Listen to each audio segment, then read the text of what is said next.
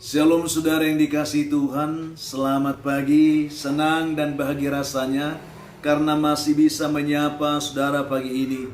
Doa dan harapan saya bahwa saudara semua dalam keadaan sehat, dalam keadaan baik tentunya, penuh dengan sukacita diberkati Tuhan untuk sepanjang hari ini. Puji Tuhan, kita masih diberi anugerah hari baru pagi ini oleh Tuhan, tentu dengan berkat-berkat Tuhan yang baru yang bisa kita nikmati juga di sepanjang hari ini. Namun sebelumnya marilah kita berdoa, memohon tuntunan Tuhan menyertai kita sepanjang hari. Kita berdoa. Bapa, kami mengucap syukur untuk kebaikan dan kasih setia Tuhan yang selalu memimpin hidup kami, juga telah menolong kami boleh melewati malam, dan Tuhan menganugerahkan kepada kami hari baru pagi ini. Berkati dan pimpinlah kami oleh Roh Kudus-Mu Tuhan, sehingga kami boleh berjalan dalam kemenangan Kristus di sepanjang hari ini. Dalam nama Tuhan Yesus kami berdoa. Amin.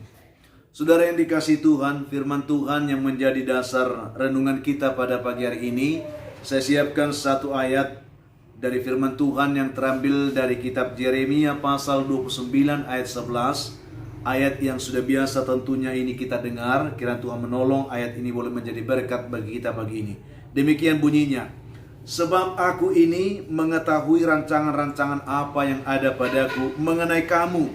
Demikianlah firman Tuhan, yaitu rancangan damai sejahtera dan bukan rancangan kecelakaan, untuk memberikan kepadamu hari depan yang penuh harapan. Demikian jauh pembacaan ini, saudara. Topik renungan kita pada pagi hari ini adalah hidup dalam prosesnya Tuhan. Kiranya Tuhan buka hati kita untuk memahami kebenaran ini, membuka juga pemahaman kita untuk mengerti bahwa hidup ini adalah sebuah proses, saudara. Itu yang ingin kita lihat pada pagi hari ini. Dikisahkan, saudara, di sebuah museum terdapat lantai yang terbuat dari batu pualam yang sangat indah di sana. Tetapi di tengah museum itu juga dipajang sebuah patung pualam yang sangat besar, sangat indah juga. Sehingga setiap saat ada begitu banyak orang dari segala penjuru datang ke museum itu untuk melihat dan menikmati keindahan patung pualam itu. Saudara yang dikasihi Tuhan Yesus Kristus, karena melihat orang-orang yang datang mengagumi patung itu, lantai pualam tadi merasa iri. Dia cemburu dengan keberadaan dari patung itu yang selalu disanjung dan dipuji orang. Sementara dirinya tidak pernah dipuji, melainkan hanya diinjak-injak saja oleh orang yang datang ke museum itu. Hingga suatu malam, saudara, lantai pualam itu pun berkata kepada patung itu, dia katakan, "Wahai patung pualam, hidup ini memang sungguh-sungguh tidak adil. Benar-benar tidak adil." Dia katakan, "Mengapa saya katakan seperti itu? Karena orang-orang dari segala penjuru datang kemari, menginjak-injak diriku, tetapi mereka mengagumi dirimu. Bukankah itu sesuatu yang benar tidak adil?" Itulah yang dipertanyakan oleh lantai pualam itu kepada patung itu. Lalu patung itu pun berkata, "Oh temanku lantai pualam yang baik, masih ingatkah kau bahwa kita ini sesungguhnya berasal dari gunung batu yang sama?" Lalu lantai pualam itu pun menjawab, "Tentu kawan, justru itulah yang membuat aku semakin merasa ketidakadilan itu terjadi dalam diriku saat ini, di mana kita berasal dari gunung batu yang sama. Tetapi sekarang kita justru menerima perlakuan yang sangat berbeda. Bukankah ini sesuatu yang benar-benar tidak adil?" Itu yang disampaikan oleh lantai itu kepada patung itu. Patung itu pun kembali berkata kepada lantai pualam itu, dia katakan, "Tetapi apakah kamu masih ingat ketika suatu hari seorang pemahat datang untuk berusaha memahat dirimu, tetapi engkau pada saat itu malah menolak dan bahkan merusak peralatan pahatnya?" Lantai pualam itu pun menjawab, "Tentu kawan, saya masih ingat akan hal itu." Dia katakan, "Aku memang sangat membenci pahat itu. Bagaimana tidak? Pemahat itu tega menggunakan pahatnya hanya untuk melukai diriku. Rasanya sangat sakit. Itu sebabnya aku tidak mau dipahat pada saat itu. Lalu patung itu berkata lagi kepadanya, "Kau benar kawan, pemahat itu tidak bisa mengukur dirimu sama sekali, karena engkau memang menolaknya pada saat itu." Lalu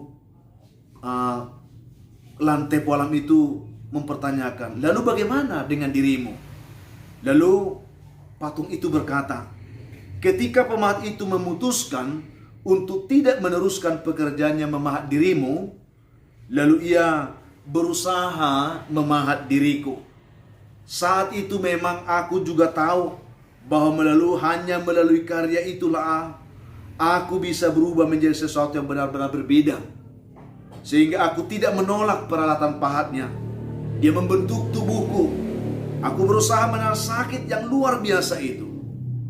Begitulah sehingga aku bisa menjadi patung yang indah seperti yang dikagumi oleh banyak orang saat ini." Demikian kata patung itu kepada batu pualam itu. Lalu dia melanjutkannya lagi, saudara. Dia katakan, "Itulah kawan, sesungguhnya selalu ada harga yang harus kita bayar untuk segala sesuatu dalam kehidupan kita ini. Saat engkau memutuskan untuk menyerah pada saat itu, sesungguhnya engkau tidak boleh menyalahkan siapapun atas apa yang terjadi pada dirimu sekarang." Itu yang dikatakan oleh patung itu kepada lantai itu. Akhirnya lantai itu pun terdiam dan dia merasa malu karena sesungguhnya apa yang dialaminya adalah akibat dari siapan dirinya dibentuk melalui pahat si pemahat itu, saudara, karena dia katakan itu sakit.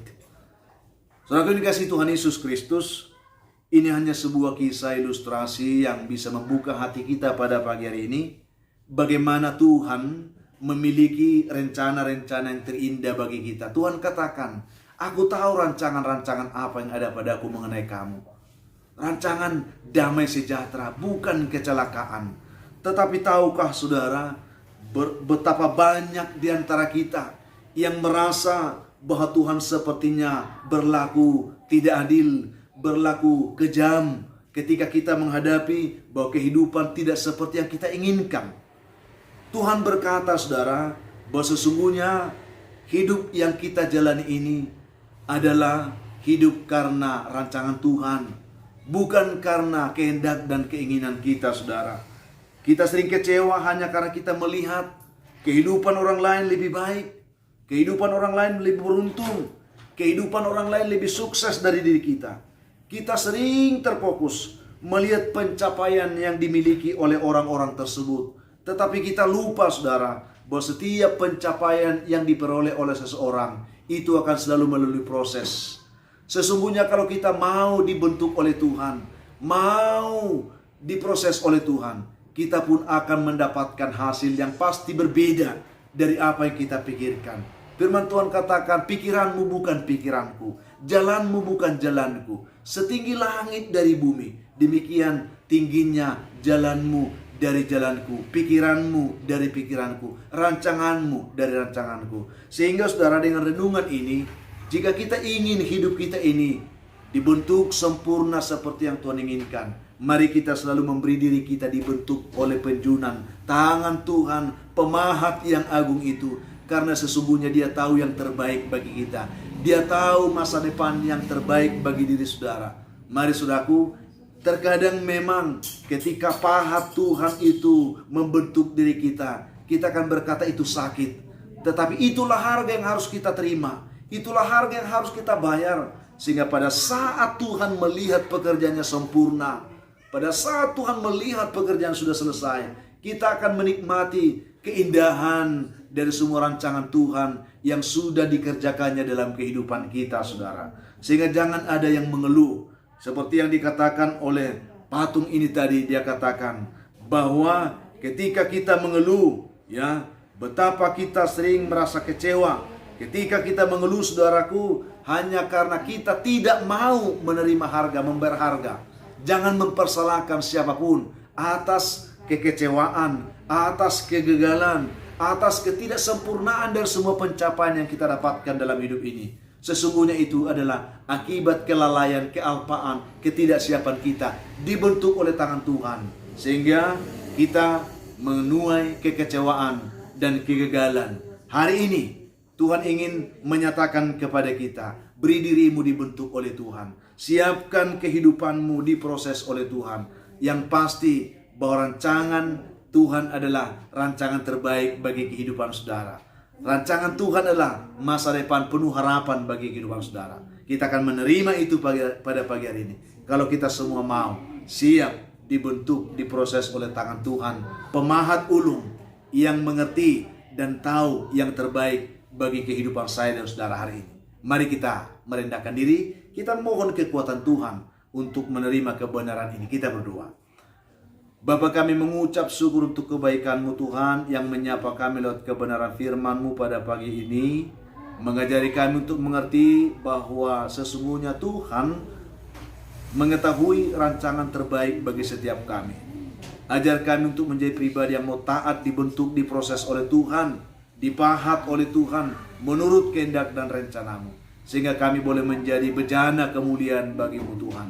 Berkati setiap umat Tuhan yang mendengar, supaya kami tidak cengeng, supaya kami tidak gampang putus asa, kecewa dalam hidup hanya karena kami tidak mau dibentuk oleh Tuhan.